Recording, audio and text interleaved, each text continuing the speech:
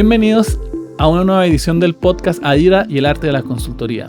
En esta oportunidad estaremos conversando con Ricardo Villadiego, CEO y fundador de Lumo Technology, sobre los últimos ciberataques que han sufrido tanto IFX como GTD. También conversaremos acerca de cómo las empresas pueden estar preparadas para eventos de este tipo.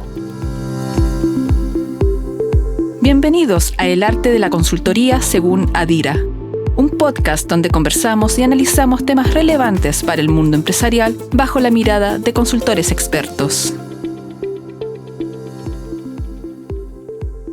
Bueno, Ricardo, muchas gracias por aceptar nuestra invitación a este episodio de Adira y el arte de la consultoría. En esta oportunidad y siguiendo con los temas de ciberseguridad que hemos conversado en capítulos anteriores, quisimos conversar contigo acerca de ciertos temas de contingencia que han ido ocurriendo en los últimos meses en Latinoamérica. Pero antes de hacerte cualquier tipo de pregunta, igual me gustaría que te presentaras un poco y que nos contaras la experiencia que tú tienes en el ámbito de ciberseguridad. Muchas gracias, Kevin, por la invitación. Es un placer para mí estar aquí. Ricardo Villadiego, CEO y fundador de Lumo Technologies, apasionado por la ciberseguridad. Los últimos 25 años los he dedicado a solucionar problemas en ciberseguridad, inicialmente con Easy Solutions, que fue una empresa que creé en el año 2007 para ayudarle a las instituciones financieras a prevenir el fraude electrónico, el fraude digital.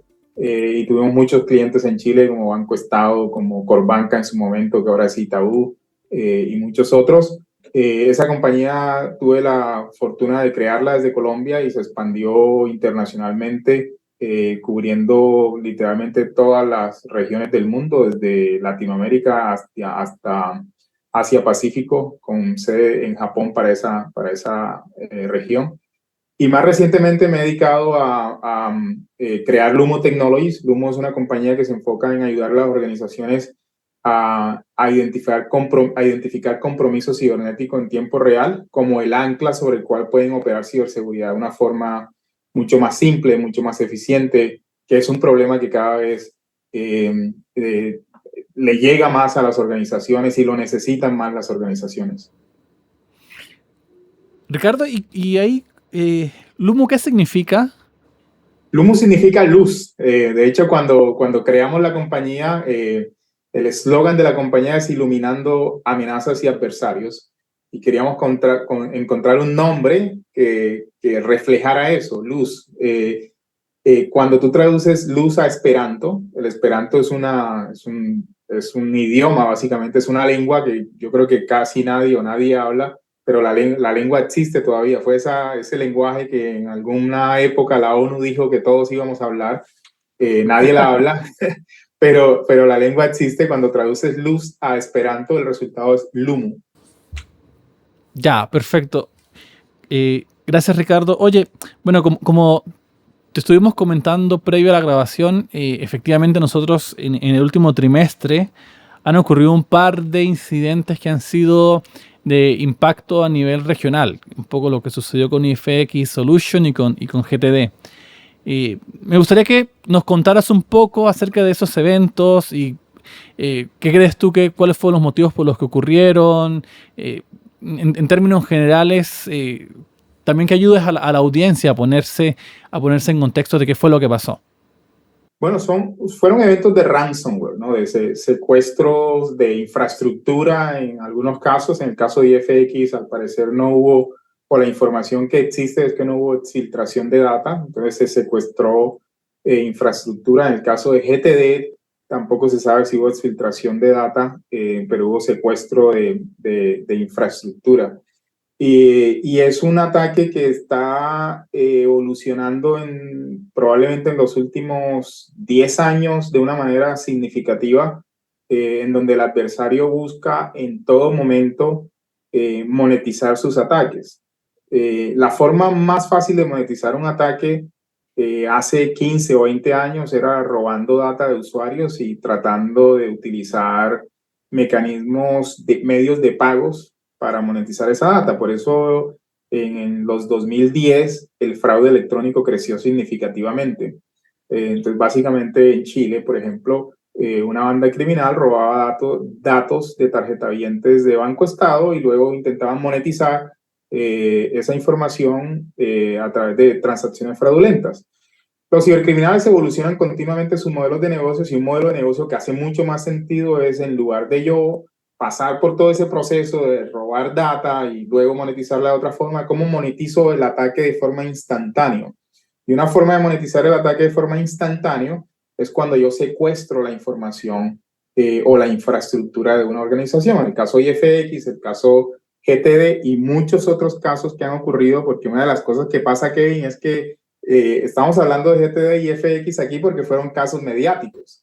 Claro. Pero por cada IFX y por cada GTD hay miles de empresas pequeñas que tuvieron un problema similar. Simplemente la compañía no es tan conocida para llegar a ser mediática. Entonces, básicamente, cuando tú monetizas el ataque instantáneamente, secuestras la infraestructura, creas una gran presión sobre esa organización. En el caso de IFX, muchas organizaciones apalancaban sus operaciones digitales sobre esa nube. Lo mismo en el caso GTD, y eso logra que pongas una presión tal que para devolver la operacionalidad de la organización tengas que pagar un rescate. Básicamente, la forma como opera ese ataque. En algunos casos es extorsivo, porque en los casos en donde hay exfiltración de data, no solamente te ponen presión porque no puedes operar, sino que además te amenazan en hacer pública la data que te robaron, ¿no? Es un poco lo que ocurre.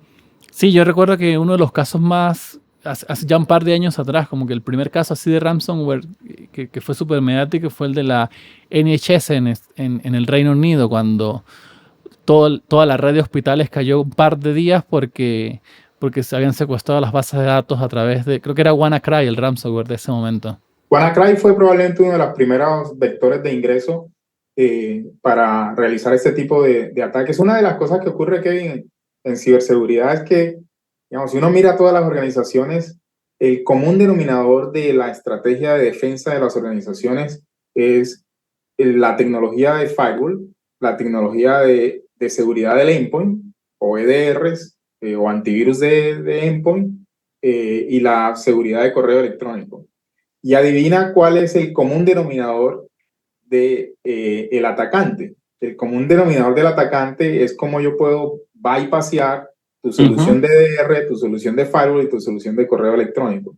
Entonces, evidentemente, eso automáticamente empieza a levantar las alertas acerca de qué necesito realmente para proteger a una organización de forma eficiente, y seguramente vamos a hablar más de eso sobre la charla. Sí, y ahí, bueno, en términos generales, parte de las características que tienen tanto IFX como GTD es que son proveedores críticos. Al final del día, quizás sus operaciones no pararon, pero las operaciones de sus clientes, que son usualmente clientes que son regulados, porque es la banca, son empresas de seguros, son clientes en los cuales hay un impacto tanto mediático como financiero, como reputacional y regulatorio, es el que se ve mucho más afectado. Entonces, ¿qué debiesen hacer estas empresas finalmente, las que toman estos proveedores para poder asegurarse que su continuidad no se vea afectada? Yo creo que las operaciones de los proveedores de IFX y GTD, digamos, pararon porque cuando el core de mi negocio es prestar servicios de nube y no puedo prestar servicios de nube, pues definitivamente mi negocio falló, ¿cierto? Claro. Lo que pasa es que el mundo interconectado en el que estamos hizo que la falla de ese operador crítico arrastrara en efecto dominó a cientos de empresas que apalancan sus servicios en esas nubes. ¿Qué debo hacer yo como empresa? Número uno, la continuidad de mi negocio es exclusiva responsabilidad mía. Como si yo soy una pequeña empresa que tengo un servicio de nube con IFX o con GTD, yo necesito asegurar que mi negocio continúa independientemente de que el negocio de IFX o de GTD o de AWS o de Azure no.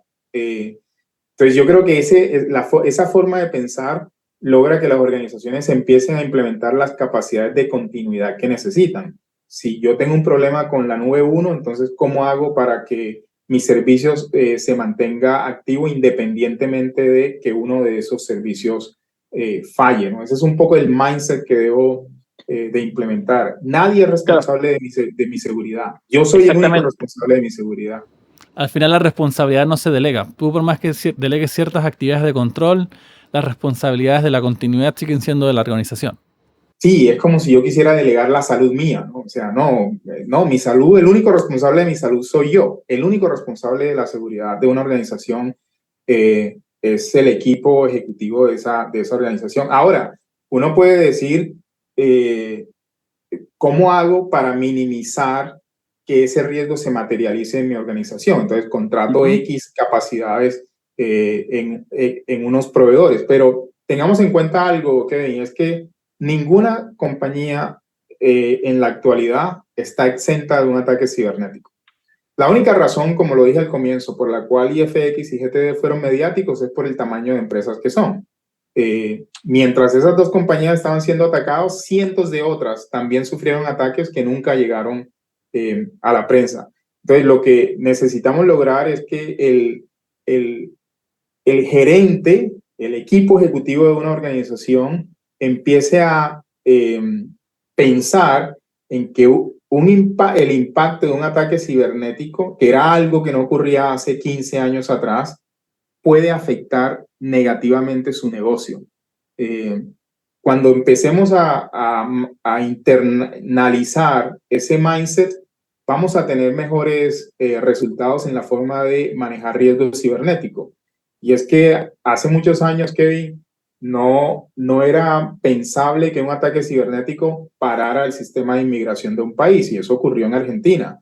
No era impensable que un ataque cibernético parara la operación de un gran banco en un país, y eso ocurrió en Banco Estado en Chile, por ejemplo. Así es. No era pensable que un ataque cibernético parara el sistema de ambulancias de una ciudad, y eso ocurrió en Texas hace 2 semanas. Entonces, realmente el impacto de ataques cibernéticos medido directamente en el negocio es una realidad que ya no se puede tapar, con lo cual los equipos gerenciales tienen que asumir un rol mucho más estratégico en cómo mitigar la materialización de esos impactos en sus negocios. Y ahí, Ricardo, tú crees que cuando hablamos de cambiar el mindset y de quizás volvernos un poco más responsables de la información y de cómo manejamos nuestros sistemas, ¿tú crees que el Estado debiese involucrarse en el sentido de quizás generar más regulaciones o más medidas? ¿O tú crees que bajo el concepto de que el mercado se autorregula es suficiente? Yo creo que los gobiernos y las entidades de cumplimiento de ley deben adoptar un rol mucho más protagónico. Lo que ocurre actualmente es lamentable realmente. Es que, Kevin, cuando hay un ataque físico, las entidades de cumplimiento de ley responden de una forma contundente, ¿no? Cuando hay un ataque cibernético, en muchas ocasiones las entidades de cumplimiento de ley en los gobiernos ni siquiera saben cómo reaccionar, no tienen la capacidad Claro. de despliegue. Yo creo que deben tener un rol mucho más protagónico. Sin embargo, yo creo que estamos lejos de que eso ocurra. Y yo particularmente creo que las agencias hay todo este boom de crear las agencias de ciberseguridad en los países. Yo creo que eso es necesario, pero no creo que la creación de esas agencias va a generar una reducción significativa en el problema. Hace unos meses tuve una sesión en España con algunas agencias con algunas organizaciones de gobierno de Latinoamérica, y un poco el mensaje es: no porque no exista una agencia, no hay nada que hacer. Los gobiernos pueden tener un rol protagónico simplemente creando awareness de la problemática y haciendo que cada gerente de una empresa se adueñe del problema. Y el mejor ejemplo de eso, Kevin, es lo que hizo la organización de Biden en Estados Unidos a través del CISA. Ellos crearon efectivamente la agencia, pero lo primero que hicieron fue enviarle una carta a todos los gerentes de empresas en Estados Unidos en donde los hacían partícipes de que ellos son parte de la solución. Cada gerente de empresa es parte de la solución del problema porque nadie va a ayudarme a defender mi presencia digital, sino yo mismo, sino yo, gerente de la empresa que lidero. Y ese cambio de mindset, y esa es una forma que permite acelerar el cambio de mindset que existe. Entonces, con esto te quiero decir, las agencias deben existir, pero no porque no existan, no hay nada que hacer. ¿Sí? Hay mucho que se puede hacer y eso que se puede hacer es empezar a crear awareness a nivel directivo de que cada uno de los gerentes de las empresas chilenas o mexicanas o colombianas son parte de la solución del problema, simplemente internalizando en sus equipos ejecutivos de que un ataque cibernético puede poner en riesgo su operación, como en Colombia ha pasado en muchísimas ocasiones, y FX es uno de ellos, pero estuvo el INVIMA, estuvo EPM, entonces hay muchos casos que son reales. En México pasa igual, ¿no? Y ahí, porque estoy pensando un poco, ok, podemos tener ciertas regulaciones, tanto en Chile como en varios países de Latinoamérica hay ya leyes asociadas al gobierno de datos, creo que en Panamá hay una, en Colombia también sé que están un poco adelantados, pero igual tengo un tema que estoy en un ambiente que está súper globalizado, entonces también está la extraterritorialidad. Entonces ahí ¿cuál debiese ser mi foco como gerente, como CISO, como viso en temas de mi proveedor está afuera? Igual seguir pensando en que la responsabilidad es mía y que independientemente de donde está mi proveedor, yo soy el que tengo que velar por el cumplimiento del contrato y de las cláusulas que están en él.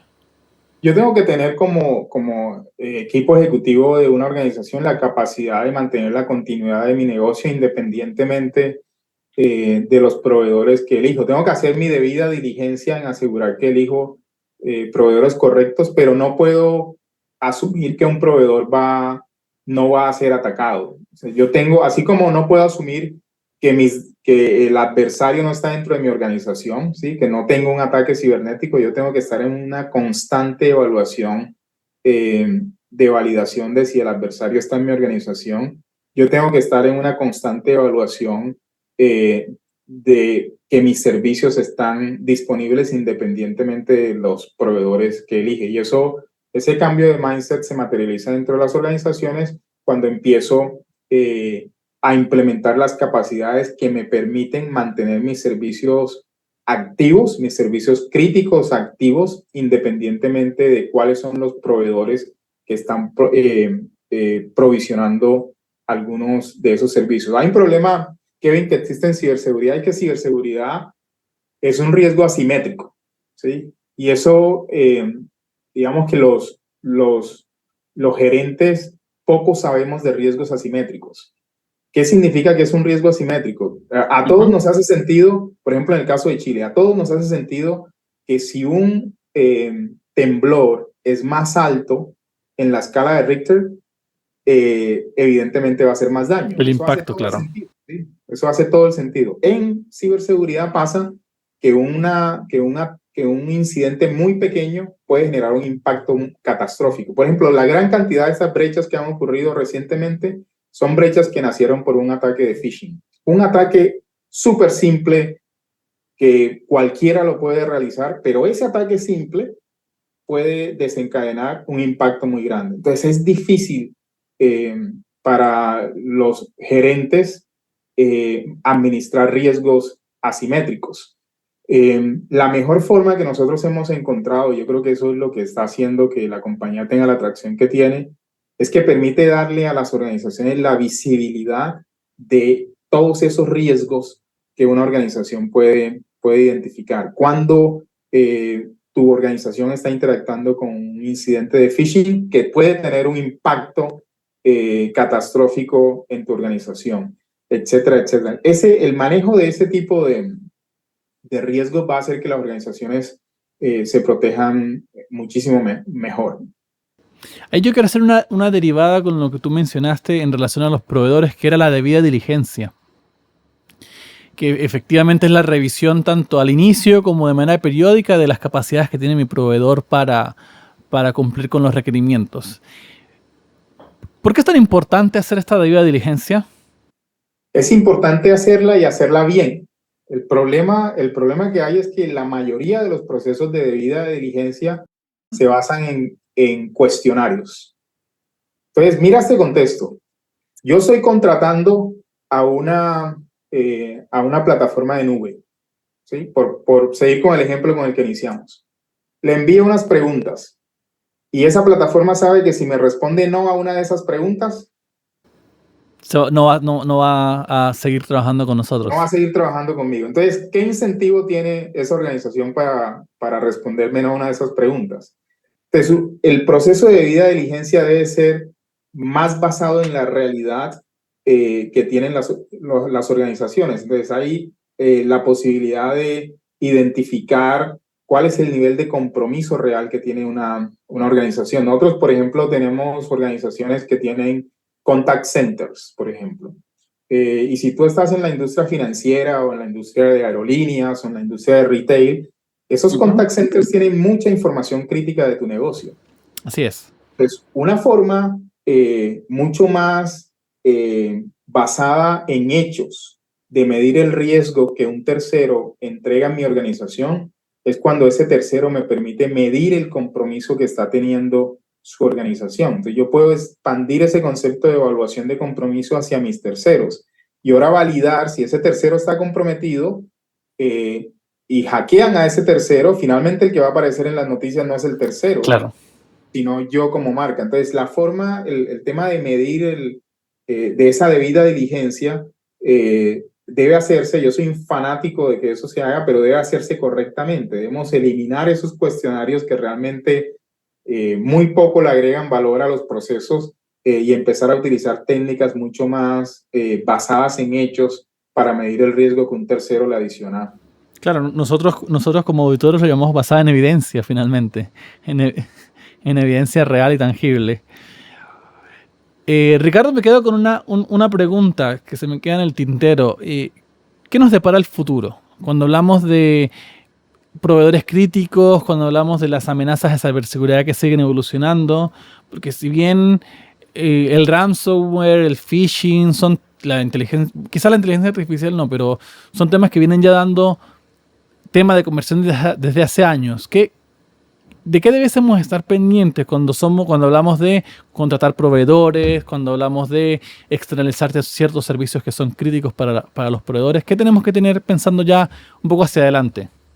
Mira, el tema del riesgo en la cadena de suministro es una cosa que se va a masificar enormemente. O sea, el cibercriminal sabe que muchas veces es más fácil entrar a un proveedor tuyo que directamente a tu compañía. Entonces, eso es algo que se va a materializar. El caso icónico es el caso SolarWinds, que ahora el CISO está siendo requerido por la justicia americana. Entonces, eso va a aumentar. Eso pone una presión significativa sobre las organizaciones para hacer una mejor debida diligencia en los terceros que contratan. Yo creo que eso va a forzar a que esas mediciones de riesgo se hagan basadas en evidencia, como tú bien mencionas, Kevin. Ese es uno de los temas críticos del otro año. Hay un tema que yo creo que también va a estar empezando a tomar fuerza, y es que ese concepto en donde yo externalizo la operación de mi ciberseguridad va a empezar a cambiar. ¿Y por qué va a empezar a cambiar? Porque inclusive cuando yo externalizo la operación de ciberseguridad y un ataque se materializa, finalmente el responsable de ese problema es la organización. Entonces, si yo voy a ser el responsable, pues yo debo tener un poquito más de influencia en cómo están operando mi ciberseguridad. Pero tú lo dices a nivel estratégico o también operacional, porque también un tema de que quizás podría no ser la empresa convertirse en un factory de ciberseguridad y quizás haya un riesgo ahí de que finalmente no sea tan sólido sus conocimientos. Yo no creo que tan operacional, pero sí creo que tiene que haber un enlace. Las organizaciones tienen que asumir un rol protagónico en ese enlace operacional y estratégico. que hoy generalmente ese enlace es bien pobre. Cuando yo externalizo la operación de ciberseguridad, dejo que el tercero haga lo que tenga que hacer y el problema llega a mí cuando ya están los medios. Y cuando ya están los medios... Cuando el incidente ocurrió. Muy poco puedo hacer. Entonces, eso es una cosa que vamos a ver. Vamos a ver la IA acelerando muchísimo de los vectores de ingreso de los ataques. Entonces, vamos a seguir viendo, sí, mucho más ransomware, vamos a seguir viendo mucho más phishing, pero apalancado por las capacidades que la IA tiene y la IA generativa en particular realmente va a lograr o está logrando ya ataques mucho más convincentes. Entonces vamos a mirar que los atacantes van a tener mucha más convicción para convencer a un usuario final a hacer una acción que ponga en riesgo a las organizaciones, a la organización de donde está trabajando esa persona.